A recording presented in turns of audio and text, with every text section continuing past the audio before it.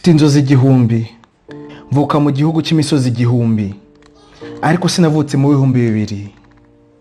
Nkomoka ku mugabane w'inkomoko ya muntu, soko y'imibare ku igufa ry'ishango, soko y'itegeko nshinga mu kinyejana cya 13 ku bwami bwa Mali, umuzi w'ikoranabuhanga muri Egiputa, ingobyi ihetse inyubako zihebuje imyaka irenga 2500 arizo piramide.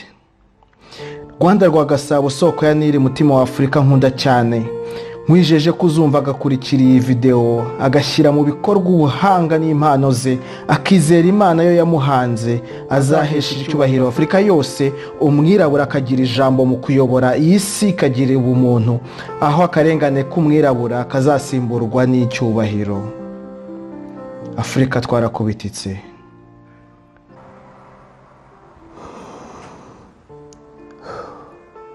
Ubukene bwinshi, ubuzima bugoye, indwara nyinshi, abaganga bake, abaforomo bake, ubujura bwinshi, umutekano muke.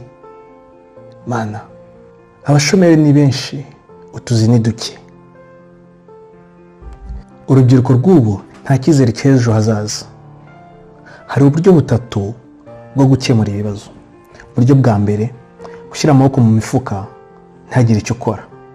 Ubwo buryo namwe uko bubyumva ntacyo bukemura. Ibibazo bihora ari ibibazo kandi bigakomeza bikiyongera. Uburyo bwa kabiri ni ugukwepa ibibazo ukajya gushaka ubuzima bworoshye. Ariko nk'uko mubizi, nta na hamwe ubuzima bworoshye. Mu mahanga hagaragara nk'aho ubuzima bworoshye, ariko ibibazo bihari ni byinshi. Nkatwe abirabura turabyinagazwa ku isi yose kubera ubukene buri muri Afurika, naho tugiye tukarangwa n'ubukene. Uburyo bwa gatatu, guhangana n'ibibazo aho uri hose ukoresheje ubumenyi ufite n'inshuti n'abavandimwe muri kumwe. Gusa ubu buryo busaba umuntu ufite imyitwarire myiza, ufite ubushake, ufite n'umwete. Ibi akaba ari ibintu bitapfa kuboneka. Natembereye isi yose nizeye kubona ubuzima bwiza, ariko aho nagiye hose nasanze abirabura dukomeza gupyinagazwa. 95% by'abirabura aho bari ku isi hose baba muri ubu buzima. Hari ababa mu mageto, haba muri Amerika cyangwa se Burayi, cyangwa se no muri Afurika hanze y'imijyi mikuru. Abahorana umunuko w'imifuke y'inzoga kubera gukwepa ibibazo, bagahora mu birori bidashira. Abazungu hano hanze baravuga ati abirabura bahora mu birori, ni ba birori gusa. Hari aho ubusharire bw'imiti bwabaye bwinshi kubera indwara ziterwa na stress, umutwe udakira, kanseri, imirire mibi, imiti y'urumogi, umwotsi w'urumogi na stress z'ubuzima. Amarangamutima ahora yijimye kubera ubukene, ubukonje, imbeho bikabije. Nakomeje kwibaza ibibazo bitera ubuzima tubayeho, mbona ibisubizo byanyoboye mu nzira zimwe muri izi.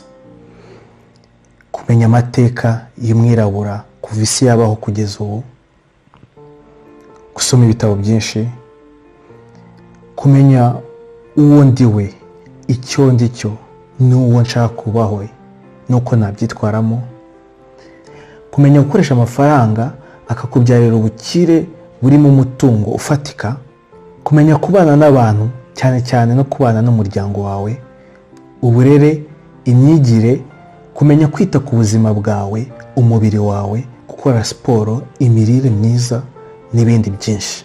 Ubuzima ni ishuri kandi bisaba kuba umunyeshuri mwiza. Izi ngingo tutiga mu mashuri kandi arizo z'ingenzi mu buzima, zazigisha abana banjye, abazankomokaho, ndetse n'amamiliyoni menshi y'abantu tuzagenda duhura. Ni ibintu by'ingenzi cyane kuko iyo ubimenye hakiri kare bigufasha byinshi, ukamenya agaciro k'igihe. Ni hahandi uzumva ati kanaka yarakize akiri muto, kanaka yavumbuye ibintu by'ibitangaza akiri muto. Yabigenje ate? Nuko yamenye agaciro ke, akamenya impano ze, akagira n'abantu bamuyobora muri uwo muyoboro neza, kugira ngo agere kuri results, kugira ngo agere ku bisubizo by'ibibazo bikomeye. nta myaka 100 igihe ni iki ngiki nonaha cyo gukora icyo Imana yaturemeye, aho turi n'ubumenyi dufite n'inshuti dufite. Mpora nizeye ibyiza kandi ngahimbaza Imana igihe cyose ngihumeka. Ubuzima ni urugendo, ngwino dusangire inkuru zacu zo muri uru rugendo. Umunyarwanda yabivuze neza ngo izina ni ryo muntu. Banyita Habinshuti Serge. Serge mu Kilatini bivuga umugaragu, umugaragu mwiza. Umuganga ni umugaragu w'abarwayi, pasiteri ni umugaragu w'abakristo, rwiyemezamirimo ni umugaragu w'abakiriya be, kandi umukiriya ni umwami. Mu buzima haba inshuti dusangira akabisi n'agahiye. Nizera 100% yuko inshuti ufite mu buzima zizatuma ugira ubuzima bwiza.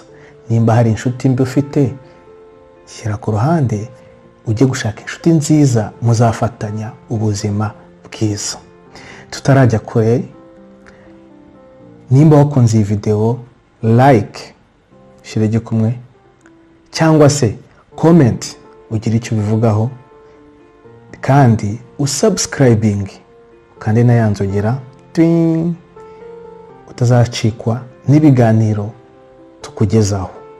Rwanda Tube Channel niyo channel izajya ikugezaho ibintu byagufasha mu buzima nk'abanyarwanda bashaka gutera imbere, nka Afurika dushaka guteza imbere.